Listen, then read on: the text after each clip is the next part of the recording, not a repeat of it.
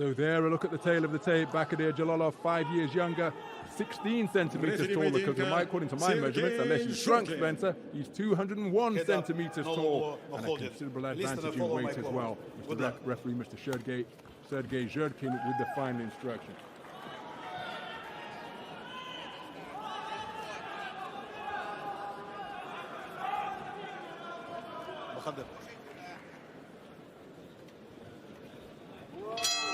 Box. So we're underway then. This is super heavyweight action scheduled for 8 3-minute rounds. The southpaw wearing the black trunks. Are they black Spencer or dark green? I'm not quite sure. I think they're green trunks trimmed with gold. And that is Bаходир Жалолов, the big Uzbek. 2.01 meters tall, weighing in at 112.7 kilograms. Sharp shooting southpaw who comes to the boxing ring as the reigning 2-time Olympic champion, as a 2-time world champion. I was ringside, as was Spencer, in Paris at Roland Garros last year to see him claim his second consecutive super heavyweight gold. And at the conclusion of that tournament, which was the final day of the Olympics, if you remember, Spence, he emulated the gesture of his fellow Olympic great Mian Lopez, the 5-time Olympic wrestling champion from Cuba, who placed his boots in the middle of the wrestling circle. The big Uzbek Bаходир Жалолов placed his jersey in the middle of the Olympic boxing ring beneath the lights at Roland Garros at the Court Philippe Chatrier, suggesting that he may well have called time on the 3-round format of his boxing career. Will he now begin to make a run at the top prize as a professional? He's an undefeated pro, Spence, 15 wins out of 15, going the distance for the first time on his return to action in April of this year. And he's facing off against Vitaly Kudukov, former WSB participant, and he was a national championship silver medalist, losing to Sergei Kuzmin in the national final some 15 years ago. First of multiple titles for Sergei Kuzmin, but that an idea of this man's credentials in the 3-round format. And as you can see, to make up for his lack of bulk and inches against Bаходир Жалолов, he's bringing the fight to the big Uzbek, but he's picked off by a southpaw bolo left hand, followed by a stiff right jab.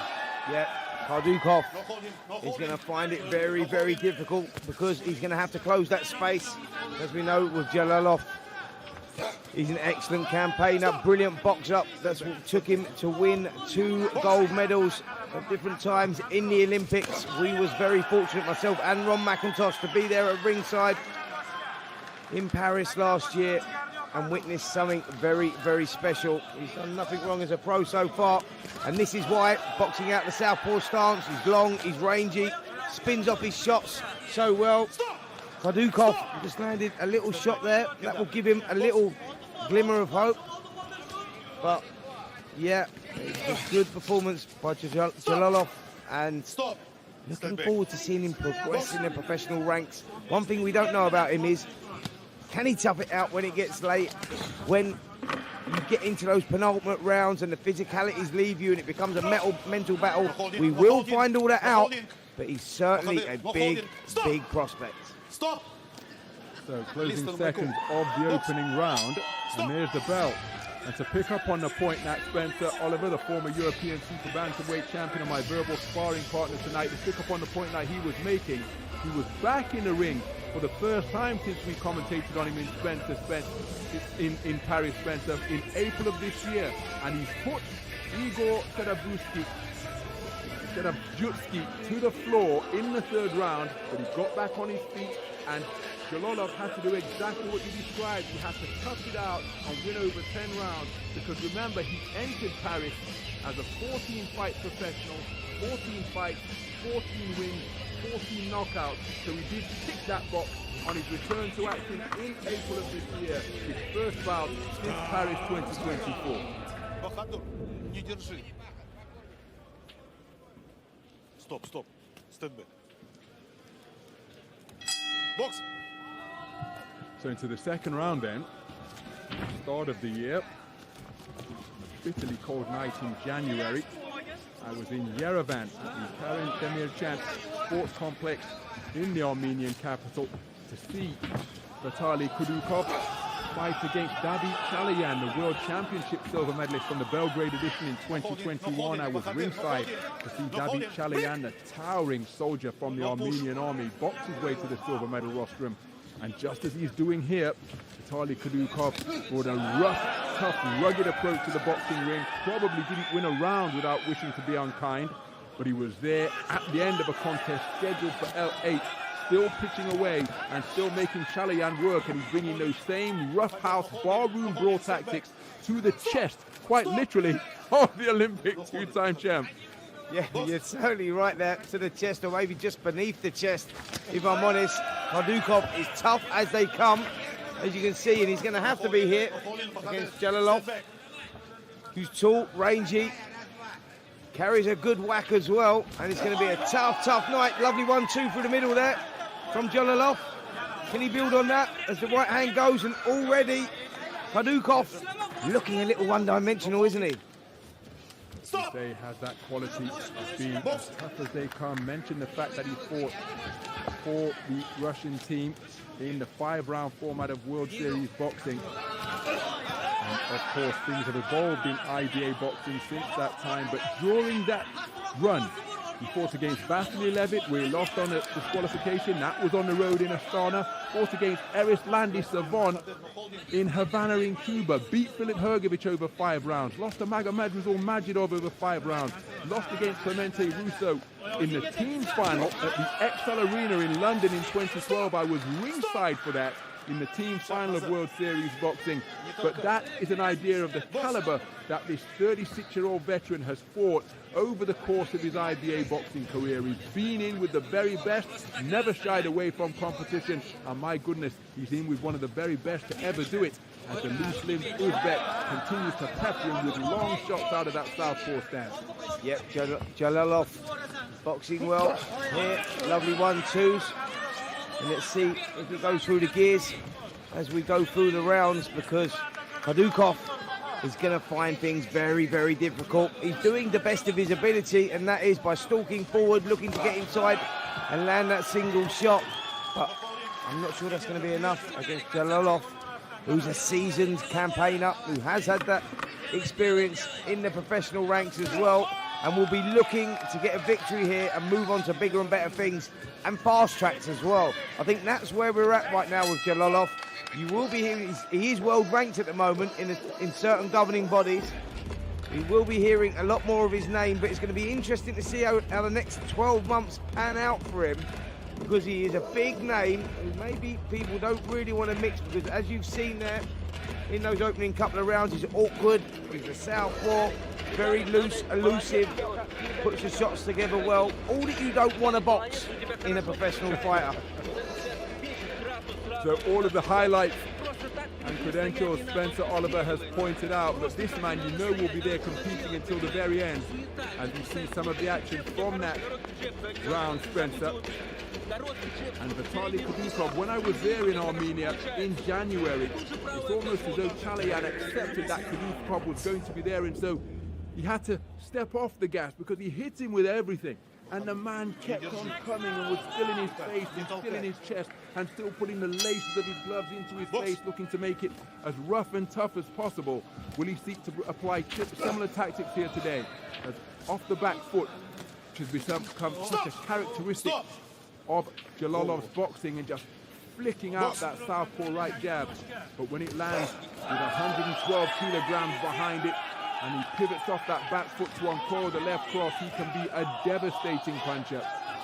In addition to his global honors, I was there at the Humo Arena in Tashkent to see him claim his second World Championship gold, but you see he's been made to look uncomfortable. And just as we said, Spencer, forearms, laces, heel of the gloves, everything going into the face of Жалолов from Kudukov. Yep, welcome to the professional boxing ranks. If the referee's not going to pull you up on it, you're going to get away with it. It's called the fight game.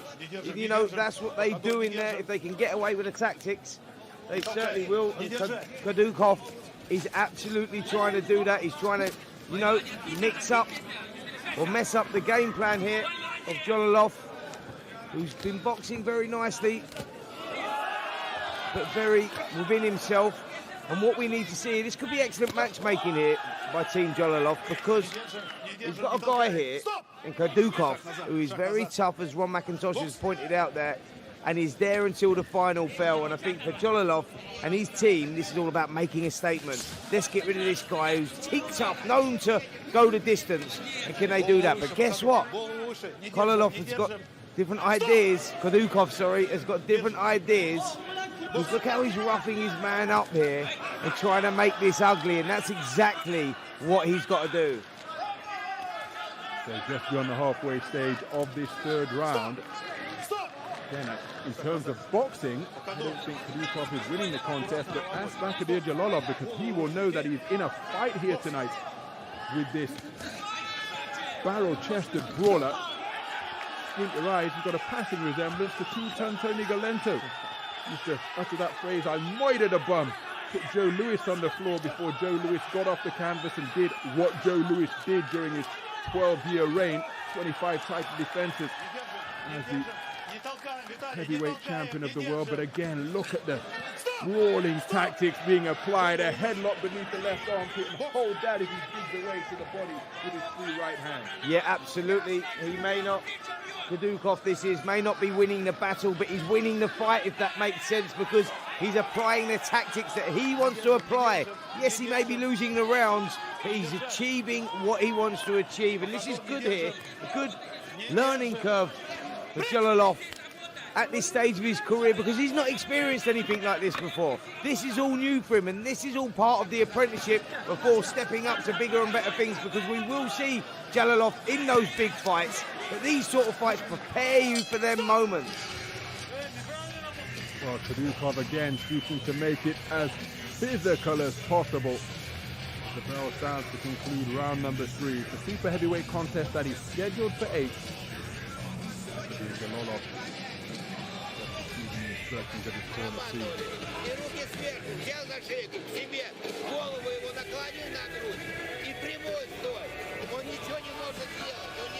That's one of the hardest coaches in Olympic-style boxing there, waving that towel, Spencer.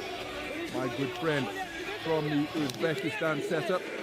Well, unfortunately, I can't give you any sort of translation there. I was trying my hardest, Ron, but I've got a good idea what it was, but not entirely sure. Well, the man waving the towel and working on the limbs of the big Uzbek is Ratmak Ruzianuzunov, part of the Olympic boxing team, and of course won Uzbekistan imperious at the last Olympic Games. 5 Olympic golds, including this man wrapping up the proceedings. Kazakhstan hot on their heels. China had a terrific Olympic Games as well. As we move into the 4th round. Swinging with that southpaw left now and getting leverage onto the second one, and another one to back up Kudухov. Roundhouse left, crashing into the shaven head of Vitaly Kudухov. And a man as tough as him just had to exhale his cheeks, bite down before stepping back into the fray. But you get the sense that Жалолов has had enough of the barroom brawl tactics being applied, and he's seeking to maintain a gap and just deter the forward forays of Kudухov with some really heavy leather, particularly from that southpaw left. Yeah, good work there from Жалолов, and he needed that. I just want to see him go through the gears a little bit. We know that he's safe, and he was in his, he's fighting his safe game there, keeping it at distance, controlling the space, working the straight 1-2s, but now he's starting to plant his feet and really dig in with that left hand. And Kudухov, trust me, if he continues taking those, surely at some point he'll crack. Body shot whipped in there. You heard it crunching in to the side of the rib cage there of Kudухov. A man still stalks forward, showing a lot of resilience for sure. How much more of that can he take? Approaching the halfway stage, quick resumption from Kudухov, using all of his experience. After the referee separated the two, he let a cluster of punches go. And still trying to get in the face and sit on the chest of Bacchodir Жалолов. He's put an awful lot into these big southpaw lefts, and look at how he wilts down to the canvas there. As the man who is built like a drayman muscles his way inside, looking to unload once again. Yep, relentless pressure from Kudухov. You can't take nothing away from him. He shipped some heavy punishment in those opening 3 rounds, but he's still there, still defiant, still pushing forward. And there you see him landing a couple of shots. And I'll tell you what, Ron, this could get quite interesting if Жалолов is taken into those final few rounds And where I said to you, he hadn't been tested, to that extent. What I'm saying is, yes, he went the 10-round distance last time out, but this is a different kettle of fish. What I'm saying is, I want to see him tested as in push, having to dig deep. A bit like, when Lennox Lewis boxed Ray Mercer and you saw him fighting down on the gum shield and you go, he's really questioning himself and finding that character within himself. This is the type of guy that could cause Жалолов those sort of problems, if that makes sense. Remember, 6 months out of the ring since his first time hearing the final bell in his contest in April. Prior to that, it was 8 months out of the ring after his Olympic triumph. And now Жалолов, after planting his feet at the start of the round, gliding around the boxing ring with a litheness that belies his 112.7 kilogram bulk. But did he just want to disengage in the closing moments of that round? It's another round that Жалолов has won on the scorecards. But again, Vitaly Kudukov is letting him know that he is in a fight. I don't like the body language there. Жалолов, who was dominant, come out, planted his feet, really loaded up with those hands, and you think, okay, this is the statement. This is what it's all about. Get people talking about it. A dramatic change in the pattern there with about a minute to go in the contest. Kudukov stuck to his game plan, pushed forward. There was the early part. The left hand through the middle, the big one that went through, and another one flush there, and you go, right, this time now for Жалолов to really establish himself, make a statement, and he can do that if he just turns a screw, goes through the gears a little bit, shows us a little bit of acceleration. But it was Kudukov who turned the screw and showed us the acceleration and started roughing Жалолов. And the disappointment was Жалолов started backpedaling at a rate where you go, don't let this guy Kudukov get any momentum, because he's going to start making this a tough fight for you. Interesting to see what happens here. So into the second half of the super heavyweight contest scheduled for 8, and look at Vitaly Kudukov. I mentioned his credentials over the 3 formats of IBA boxing. Again, all of those outstanding boxers faced in WSB over 3 rounds. With a national championship bronze medalist losing in the semi-final to the national champ back in 2012 against Evgeny Tishenko, who went on to take the Olympic title at heavyweight 90 or 91 kilograms in Rio. Faced off against Jai Opataya, Maxim Babinin. So again, he's not any respecter of reputations. And again, Жалолов giving the impression that he's trying to nick this here. He's got a cannon in his southpaw backhand, but he's flicking out pea-shooter jabs while trying to glide around the boxing ring, because to uncoil a southpaw left like that takes a lot of energy. And remember, he's had just 1 fight in 14 months since the Olympics prior to this outing here tonight. And ring rust, despite no matter how well you work in the ring, that absence from ring activity can really drain your conditioning. As a right hand and then a shot on the canvas from Kudukov. After Жалолов was wilting down to the canvas again, and he's been docked a point for failing to heed the instructions. But make no mistake, at the halfway stage of this 5th round, I think Жалолов was hurt by a shot before being clocked while he was on the canvas. Yep, I agree with you, Ron. It was a massive turning point there from Kudukov, who is really growing in confidence here. Got some great momentum around him.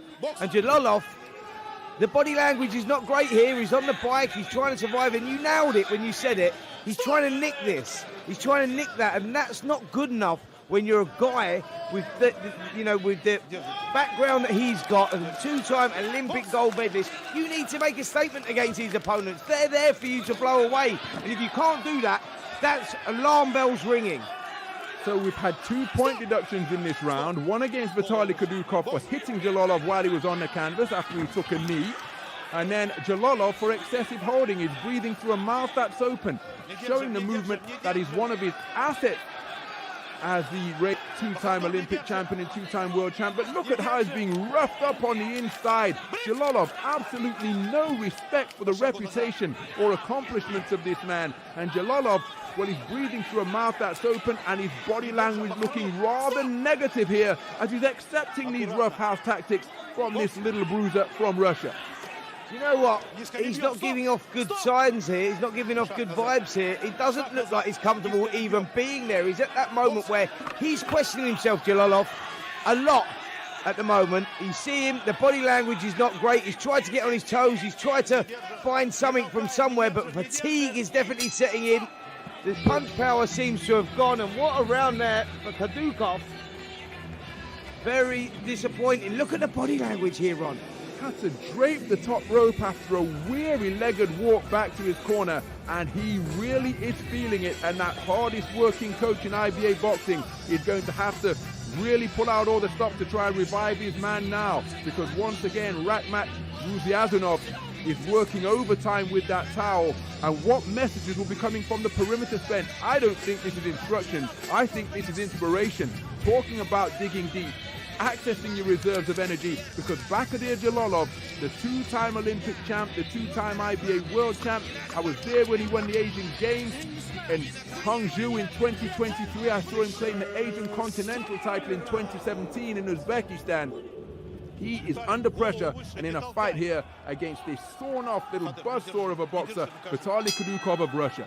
Yeah, well, here we go. I tell you what, that conversation would have been in the corner there, because it's not about the physicalities now, which we know that Jalolov has got, and that's what took him to 2 Olympic gold medals. But now this is about the psychological battle. We see now how mentally strong he is. If he can cut it in a professional boxing ring, we've seen former Olympic champions that haven't quite cut it in the boxing ring because they're not mentally strong enough. Jalolov now, we find that out right now, because Kudukov is going to test him. He's going to push him. And let's not forget this, Ron. This is not a guy at top level here. This is a guy that's, you know, he's good for opponents like this to test them and see. But Kudukov here actually fancies this. He thinks he can win this one.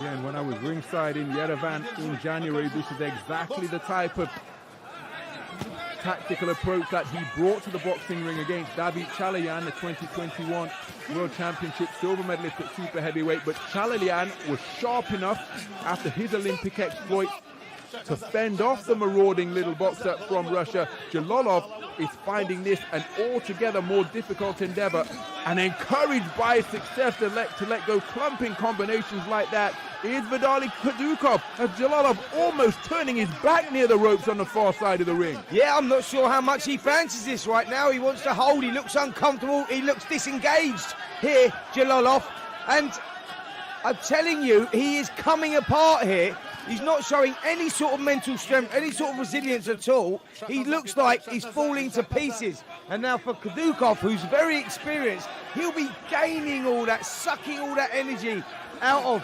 Jalolov. And this is worrying times for the double Olympic champ, because he looks a shell of himself at the moment. Up on his toes, trying to get some dynamism into his work, flicking out a southpaw right jab, which Kudukov runs into. But again, look at that, it's Jalolov who's having to initiate the clinch, as Kudukov fighting his way through the commands, a little bit of a forearm beneath the jaw. He won't mind if he gets points deducted, because the manner in which he's going about his work, he gives the impression that he feels he can secure an inside the distance finish here. Yep, he certainly does. He's going for it. He knows he's probably going to need the knockout to win this one. He lost the first 3 or 4 rounds for sure. The 5th round, he might have turned it around, but we've got to remember Jalolov is on home ground here. He's going to really have to win wide on points to get the decision. So closing seconds of the 6th round, and Bakadir Jalolov is conditioning really being contested here. Look at his legs, he can barely keep his stance. Throws a southpaw left uppercut while wilting back towards the ropes. But again, it's an awful lot of bulk to carry around at 112 kilograms at 6'7" or 201 centimeters. And the punches that were so heavy and sharp in the first 3 rounds of the contest, well, they've taken on a more ponderous, languid quality here now. And it's another rubbery-legged walk back to the stool. Thankfully, it was in position on this occasion, and he didn't need to drape himself over the top rope. But Bakadir Jalolov in a real test of soul with 6 minutes of boxing remaining. Yeah, going to be an interesting 6 minutes, isn't it? Here we see round number 6, some of the action. Jalolov trying to keep that distance, keep that space. The jab there, lovely. He landed a couple of nice left crosses through the middle as well. But Kudukov, he's that guy that's tough, rough, loves having a fight. And he's very comfortable in that.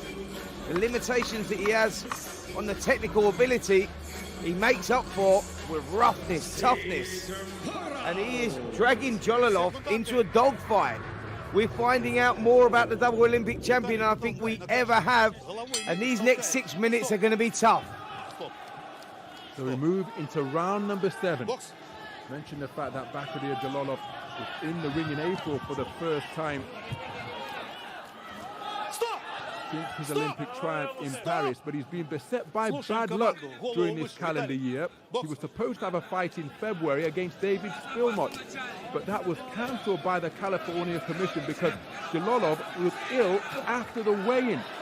Said it was a minor incident, a condition that he's had since childhood, which gets aggravated when he travels or changes city. As again, Kudukov in with the forearm, in with the head, and look at Жалолов rubbing his nose. And then prior to that, or later than that, he was supposed to fight on July 26th at the Felt Forum, the Madison Square Garden Theatre. But that bout against Gianmarco Cardillo, the 12-1 and 2 heavyweight, that was cancelled also. So scheduled bouts have fallen through, and now he has got his hands full in a contest which I think he's winning on points.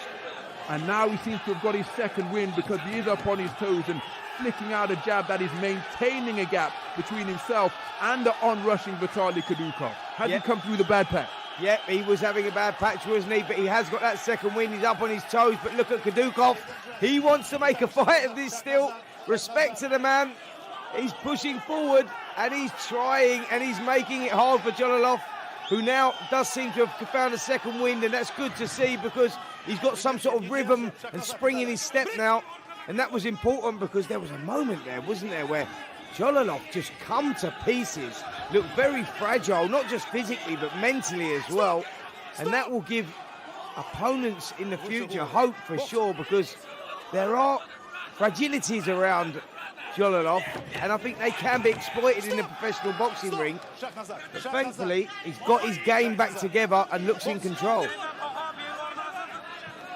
So a minute remaining in the 7th round, and now Жалолов up on his toes, using all of the space of the boxing ring, making the marauding Kudukov miss. But Kudukov still in there, trying to wrestle back the momentum that he established through round 3, through rounds 4, 5 and 6.